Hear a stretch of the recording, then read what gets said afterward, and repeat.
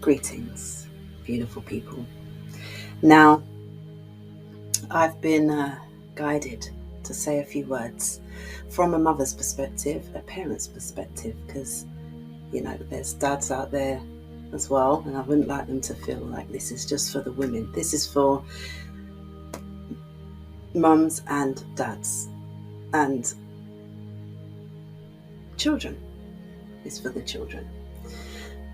I've been guided to just say a few words, just to give a bit of my own perspective on this whole situation with the pandemic and the lockdowns and our feelings and emotions and the times, and I'm going to just discuss everything in a nice way without getting too negative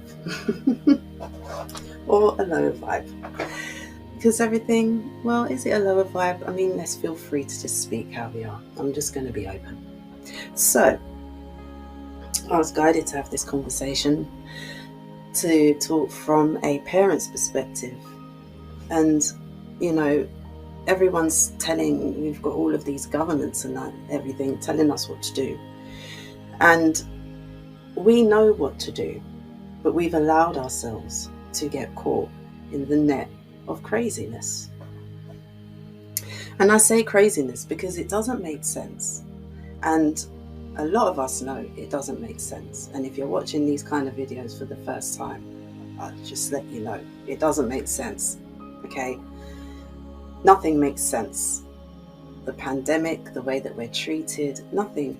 Like, why would they do that to us? So, I'd like to take it back to the beginning.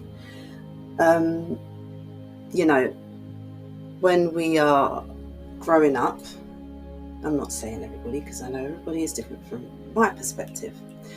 Growing up, I was taught to honour our elders, respect our elders, and obviously some elders are not really, but there was always respect there. Okay, and what I've noticed in this 2021 is there's very little respect for elders in every, what are they called, generation. So, you've got my generation. I'm 46. I don't mind saying my age because who cares? So in my age group, I would respect my grandparents. Now, we have become a little bit caught up in our own worlds and allowed other things to take over, and we've kind of neglected the elders. And now I'm seeing the younger children, the younger generation, under 18s. Not all of them, a lot of them are very respectful, but I'm noticing there's a change. So let's just rewind and bring it all back and just stop and have a look and have a look around. Let's just stop and have a look around. So when my parents decided to get together and have me, they made love like a man and a woman does, and there was a tiny spark. This is not any kind of rubbish, right? A tiny little spark. And when, as a woman, when you lay down with a man and there's certain feelings you have as a woman, let's be real, when you would like to have a baby. So these feelings start before you even lay down with a man. So that you're getting ready for it. Your body's getting ready to prepare for this beautiful soul to come through. And then, boom, you have your moment of love. And then it happens. Now, for me, when that happened, I felt that spark because, I don't know, that's just the crazy stuff that I feel in myself. So with both of my children, I felt the exact moment when the sperm hit the egg. It's crazy. Can't explain it. I just know it happened. So there's this experiment on YouTube that I found. It's called Star in a Jar. I'll leave a link below this video, and you can have a watch. It's about 20 minutes long. It's very interesting, and it explains how we are created, because we're created by divine energy. We're created with magnetism, and when a man comes and a woman come together, that it is extreme magnetism, and sparks literally fly. So imagine that happens to create a new being. Okay, that is a very special, should we call it, I don't know, thing. Let's call it a thing. It's a very special thing that happens, and something amazing comes out of it. Now, that divine little being that you've both created has everything it needs from the beginning. Okay, so you have the divine spark, and that no one knows where that comes from. It's a divine thing, it's magical, it happens. You have the divine spark, it creates. And then what happens next? A heartbeat. That's the next thing to be created within that being. A heartbeat. Can you believe that that's the first thing? Well, the second thing, because the divine spark and everything, but it's the second thing, major thing. The heart starts beating. The love begins.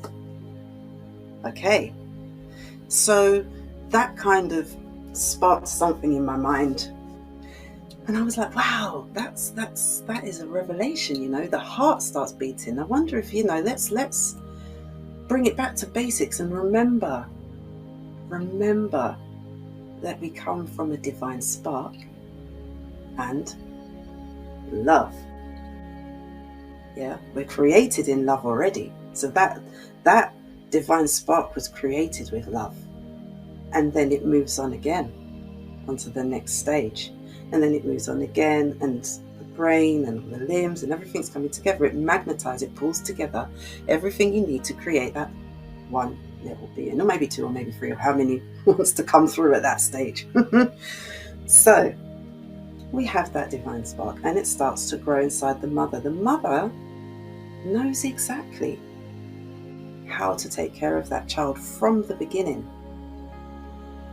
She doesn't know how, but she just knows that she needs to take care of this little one. It needs her. So for 9 months, maybe more, maybe less, because children come whenever they feel, because the doctors try and tell us the baby's going to come on this exact date. How do they know that? It's again confusing. How do they know? Oh, they want to measure a woman's cycle from the... You don't know. The baby just comes when it comes. It arrives when it arrives. It says, hey, I'm here. You're not going to tell me when I'm going to come. Now that makes sense. I just thought of something like that. So the baby arrives when it decides to arrive, because divine nature is all in control of that birth and that creation, and the mother. So the woman knows exactly how to provide food for that child, how to make it feel safe inside that womb. She knows. And we've also been taught that with emotions, you have to be in a very kind of, not everyone gets to do that, because there's stressful situations in life. But, when you're creating a new being, you're in this whole new world of happiness and joy, and a little bit of scariness, because it's going to change your whole world forever. But well, I knew that, this is what I would like to happen. So we've carried the baby around for 9 months, knowing exactly what that baby needs. And then we give birth. Now, women have been giving birth for centuries without medical doctors, hospitals, all these things. These are very recent times, okay? And the more we allow these modern times science, the more we allow science into our natural frequency, the less we rely on ourselves, if that makes sense. So even for me, I chose not to have a home birth. Why? Why would I not? Because I'd been tricked into thinking it's this dramatic whole thing and this could happen and you need to be in an environment with all these doctors and nurses, professionals that are going to help you and all of this stuff. Okay, well, I bought into that, which is fine because that's what I needed to do for that time. But in these modern scientific times, you cannot rely on these so-called doctors, and I don't care, because they've signed an oath where they can only practice the medicine that they've been taught about, if that makes sense. So there's no room for alternative therapy, okay, and looking at how the body reacts to things. They have a strict regime. Everyone fits into this same box because they've been trained in the same way to treat everyone the same way because we're all the same. No, we're not. We are not all the same. Every single human being on this realm, in this realm, is different and unique. Okay? Which means that what's going to work for one person is not going to work for the other.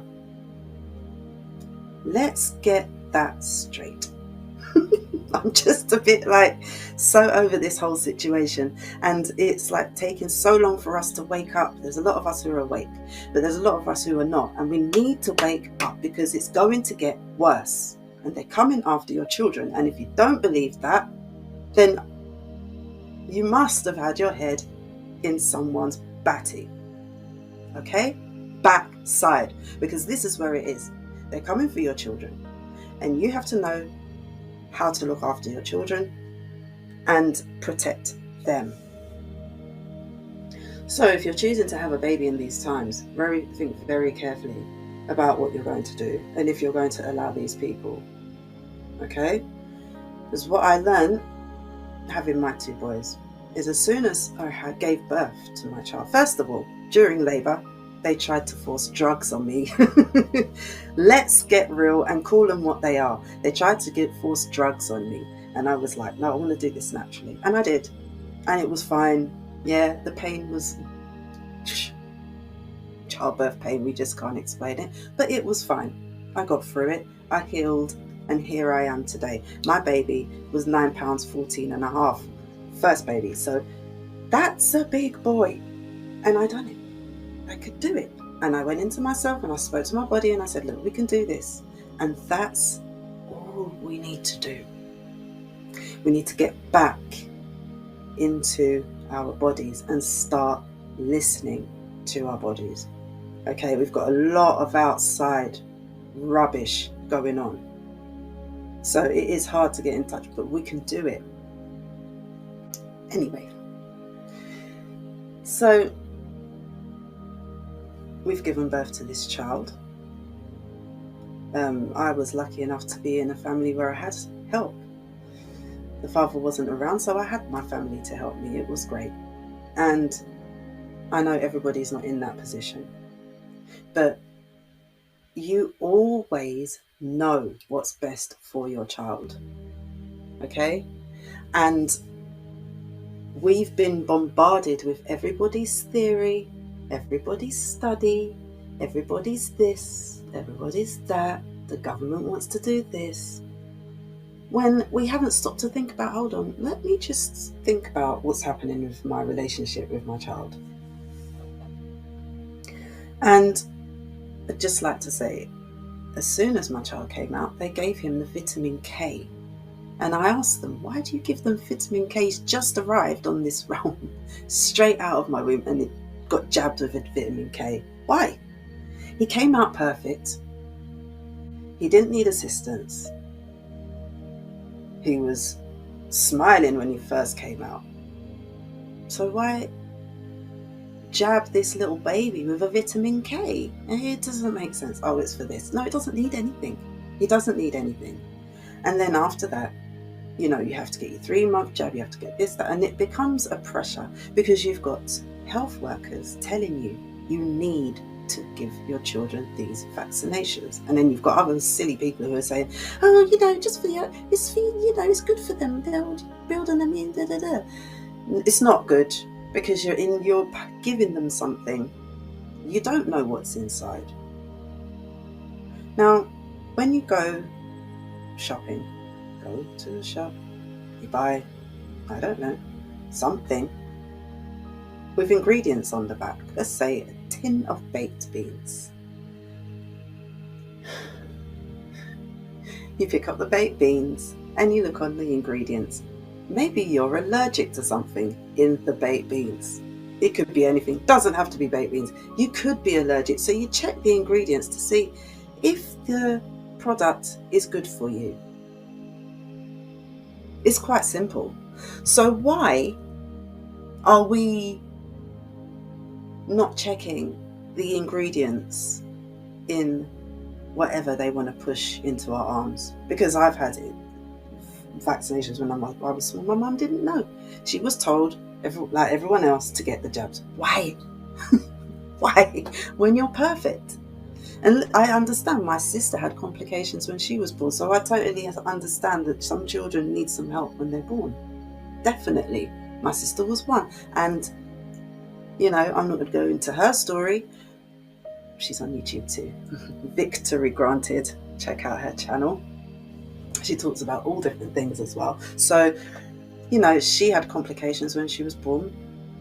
Doctors needed to fix her. Fine, she's fixed. And then we took it from there. And she has been fine ever since. So what's happening is we've got a lot of people telling us what to do with ourselves and with our children. Now, the governments can't do that. The social workers can't do that. The teachers cannot tell you what to do with your child. The truancy officer, the attendance officer cannot threaten you when you decide to keep your child off school. They can't threaten you. Okay? We need to take back control. We need to take back control of our children. I started working with children from the age of 16. I love working with children. I've worked with children of all ages, birth up to adult, special needs. I don't even like calling them special needs, just children who have challenging behaviours, and also disabled children. I've worked with all types of children in nearly every setting, and the way they've been treated is absolutely terrible. And we know that. For those of us that have gone down the rabbit hole, we know. So now in 2021, they've intensified the dictatorship on us and telling us what to do. And something happened today on the way to my son's school. I witnessed this child. He was having a tantrum, like proper, just screaming, stamping his feet, everything. And I saw what was going on, and I said to myself, I'm going to watch this situation, because it looked just so sad. It was sad to watch, because the mum was screaming at the child was screaming back. This was on the way to school. She was already late, so she was already stressed. The mum was already stressed. Yeah? He's crying because it was cold, and he left his gloves at home. This boy was about 5. Yeah, he was about 5. So I'm there walking along, looking at the trees, because that's what I do. So then I just thought, no, I really need to see what's really happening, because it doesn't look very nice. And I can see the mother just really getting distressed. And as a mother, I can feel that. So I saw it, and I saw the child run from the mother. It was bad. I shouldn't laugh, but I'm laughing because it's just, what else do you do? Cry? I'm going to cry, because that's what I felt like doing with the mother. I wanted to cry. But one of us had to be strong. And right now I'm in warrior. I'm ready. I'm in warrior right now. My children know what time it is with me. Okay? So I'm just putting that out there. My children know, you come for my children, I come for your whole family. I'm not in a threatening way, but this is what it is. My children are the most precious. I carried them for 9 months. It was a divine spark. They lived off me for 9 months. I'd given them everything I have, I'm giving to my children. So if you want to come and mess with my child, that's on you. That is on you, because you're gonna have a real big problem. You mess with my children. One of my sons is 26. I don't care. Nearly 26. He's nearly 26. And I'm still the same way. I tell him, he goes to work every day. I'm like, oh, they better be treating you well, son, because don't make me have to come down. But that's how you have to be. So this lady, and so the little boy ended up running off down the road and screaming, and she stood in the road and screamed like, come back. It was so heartbreaking. And then I could just see it happening. So before the tears even came out, I just went to her and I hugged her, and then she just started crying. And then I asked my husband if he would just check on the little boy, because he'd run off. He didn't care. So he'd run off. So this woman cried. She sobbed for about 2 minutes. I'm talking no, she sobbed. She was like frustrated. The child's frustrated. Now, for me, someone who's worked in these kind of children, I knew that this is just pandemic behavior, because there's no other word for it. The behavior I witnessed, it was definitely, this is what's happening with the children. The woman had a mask on. Now, for me, when I see a person with a mask, it means that they're in fear. Which means, if your child sees that you're in fear, how are they going to feel? How are they going to feel when they see, and children don't even have to see fear, children feel fear more than anything. They know what's going on. This is why they're acting up. Parents are feeling a bit guilty, including myself, because what are we to do? We have to stay inside and nothing much is open, and if you go out it's just a problem because you need this pass or a vaccine or then a mask or something, or if it's not that, then you've got normal everyday folk that think they can talk to you which they think they can do a few times in my life, and anyway, that's another story.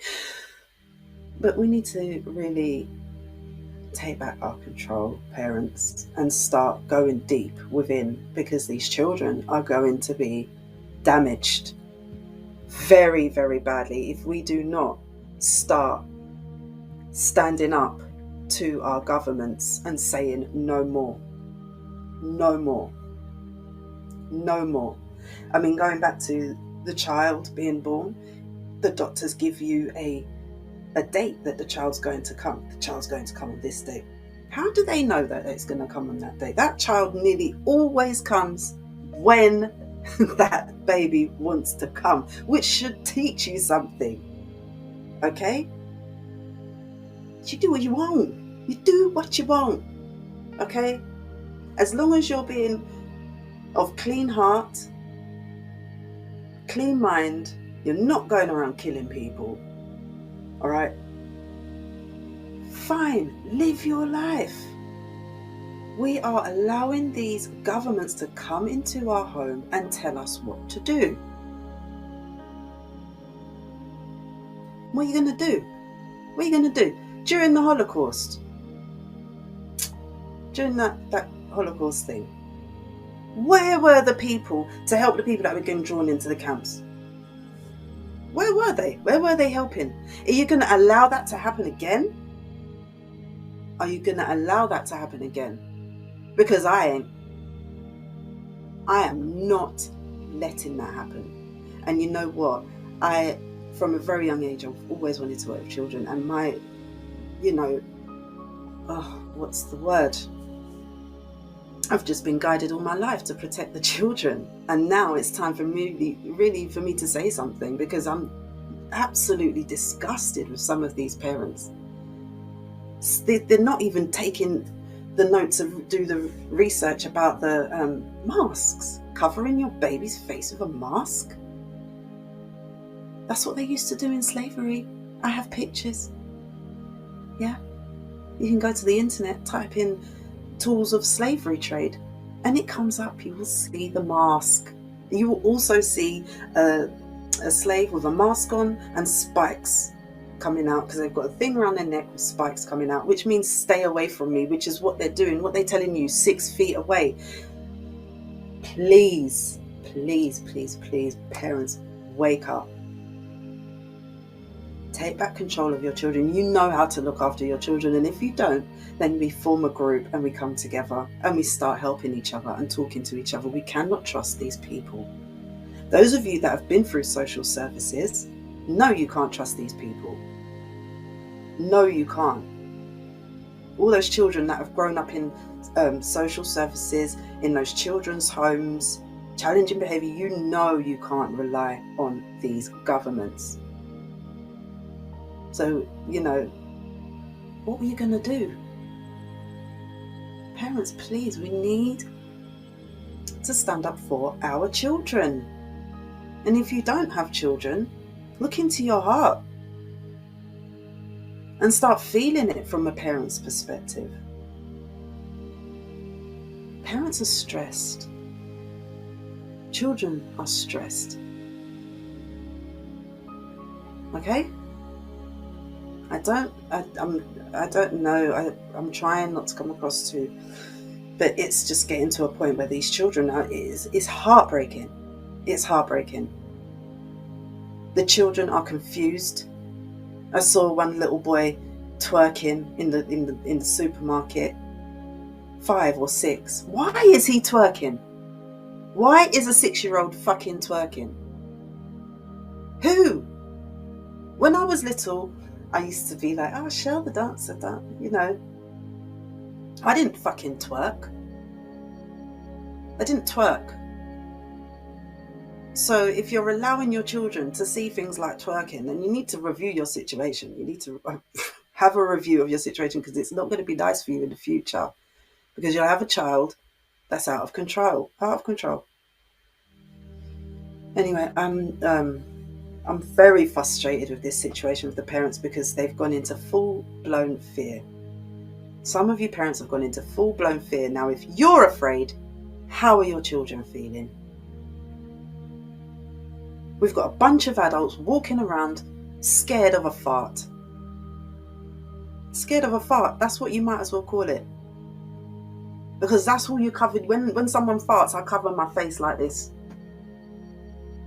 So let's just put it in perspective. Are you going to let them still carry on telling you what to do? Do you like being told what to do?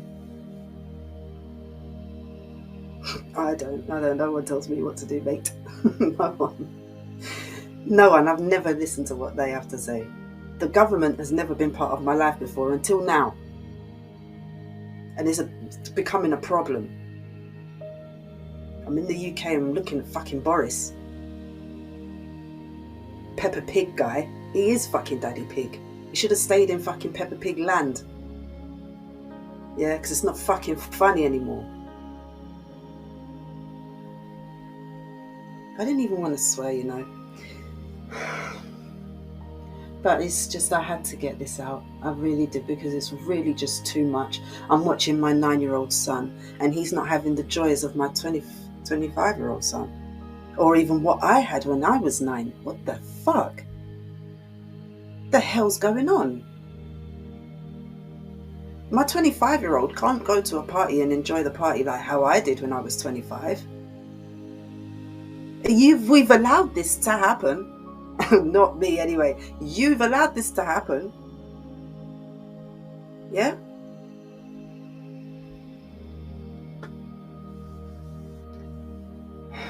Sorry to go a bit hard, but we have.